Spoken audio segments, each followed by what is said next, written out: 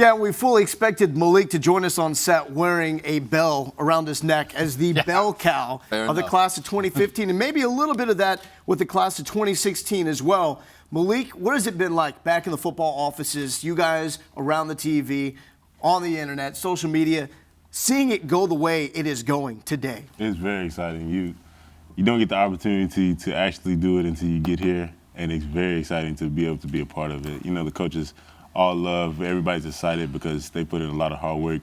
We have as well, and so we want to see kids that have come through here, looked at the program, and want to be excited, and to be able to come here and just to see them do it, what we did, makes it more exciting because you're like, it's the best day of your life until, you know, you live further on. And just being around here a day ago, passing some of the coaches in the hall, you could tell they felt good, but still there was a little tension there because the uncertainty. You guys looked like it was just another day. You looked pumped to see what would happen on this day. What made you so confident coming into National Signing Day? You have to believe in what you say. So what we did was we wanted kids to know this is the spot for you to be at. If you see our class last year, we had an impact just like they did. Late in the game, everybody decided to come, and we've obviously showed that we can play because 7 of us were on the field at one point. And so I think it's very exciting, and I think these kids need to be very appreciative of the opportunity they're about to get. And we know you're appreciative of the moment. Yes, sir. And we have some video to back that up because there's some energy as well. I haven't seen this video. I've just been told it's pretty good. Okay. Malik, maybe showing some dance moves. Let's check this out. This is earlier. They got you. Camera's always rolling. Yeah. Oh, man. Honestly, that was cruel. Well, hold up. Let me That was wrong. That was not dance moves. That wasn't dance. I wasn't moving. I hope not, because that was horrible. No, because I think Nashawn and Puna were behind. Okay. I was just shuffling off the scene, you know?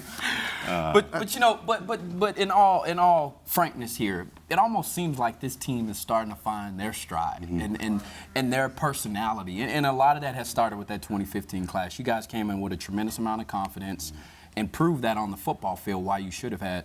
What would be your advice to some of these young guys coming in, because they're going to be trying to make some of the same impacts that you guys did a season ago? And that's what we need. We need guys that are going to be able to push each other. Because I feel like if you're not on the field competing, you're not here. You don't love football. And so what we did was, no matter what it came down to, we were competing, trying to get a starting position. And if not, just getting on the field some way, somehow to impact this team, because it's all about the team. It's about what we do and how we get better. And I think those guys are going to have the same mindset that we did. You talked about trying to get better. You had an incredible freshman season. What do you do to improve on that? Where do you go from here? You got to study yourself. I think a lot of guys have to go back in the film room and look at themselves and the weight room and how you train. And it just comes down to your preparation and how you prepare yourself for the future and what you stand for. And I think a lot of guys have that mindset and are ready to do it again.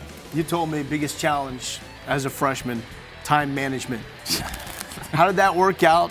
And what was that like to try to work on that, being better at managing your time and all the responsibilities you have? It's a big problem, but it can be fixed by how you handle things. I think it takes down to where you've come from, your roots, and your maturity. You have to mature faster.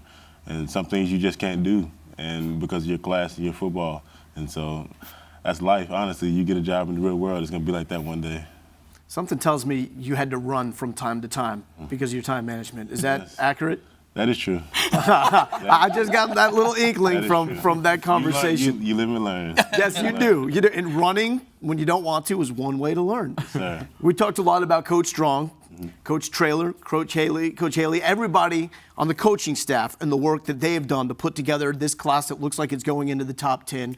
How much credit do you think you deserve, along with Charles Omenihu and Deshaun Elliott?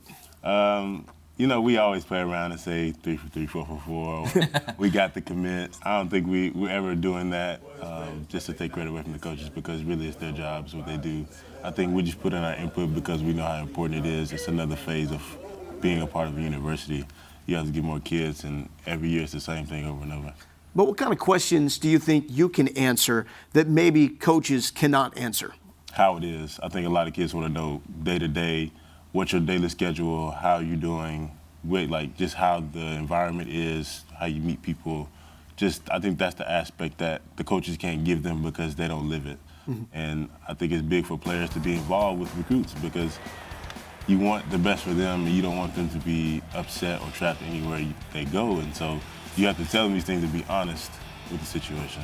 In 2002, my recruiting class, we came in, we were the #1 class in the country, and our goal as a unit, as a group, was to leave as the #1 class, and for that to be our legacy was to win a national championship, to come in #1 and leave #1. How aware are you as a player and as a class from last year of leaving a legacy as being the group that kind of turned it around and put Texas football back where it should be? We just try to put our stamp on there as much as possible. We didn't have Was that the success North that we Carolina wanted. weekend? But of course, for the years to come on, we're always ready to bounce back and do better because we know that we've already played a year, we have the experience, and so now it's just time to get better. And with the standard at the University of Texas, and you do your research, and it's to win games. Last year was tough, and I know for you there was a lot of transitions, right? You had to play inside, and I know in previous conversations you played more outside. You like to rush the passer. Mm-hmm. Is there a position? The more that you played middle, did you feel more comfortable there? Is it something that you look like one of the best players in the country coming off the edge, and you obviously know that's one of your strengths. Where do you feel most comfortable right now in terms of being inside or outside? Outside is my natural position because I'm able to use my speed and my hands because I like using my hands a lot, and so I believe that the position I was in last year was somewhere I needed to be because it helped me learn and grow in a sense where I was uncomfortable and I knew I had to change just for the better of the team. And so actually I enjoyed it because I got down in the trenches, had some fun a little bit, and it was different, but I don't regret being inside last year.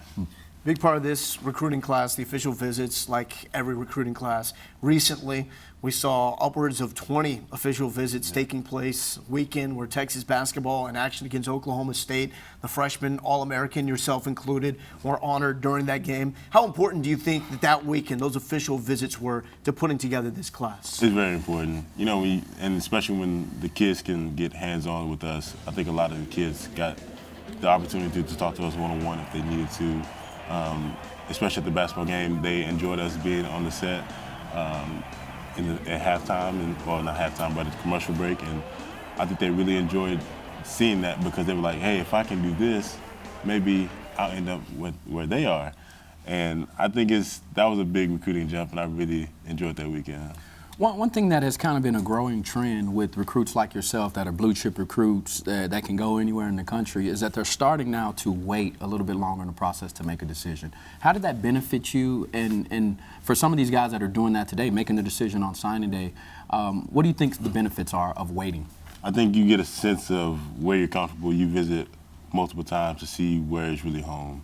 Mm-hmm. And I think a lot of guys that are quick to go to out of state, especially living in Texas, they may see the hype or it may be something different situation, but if you're in Texas, I think you should stay in Texas. There's no place better, honestly. There's too much talent in the state to just let it go. And so I think a lot of guys come down to a decision if I'm gonna leave or stay. And then it comes down to your personal morals. What do you believe in? And your family, of course, where they feel most comfortable where you're at. You said a year ago, leading up to National Signing Day, about University of Texas and the current state of the program, quote, somebody needs to start something. I think I can start it now, end quote. I think you certainly have done that with that class of 2015 and rolling into the class of 2016 as well. Malik, thank you so much for your time, man. Thank y'all. Good dude, right? Good football player.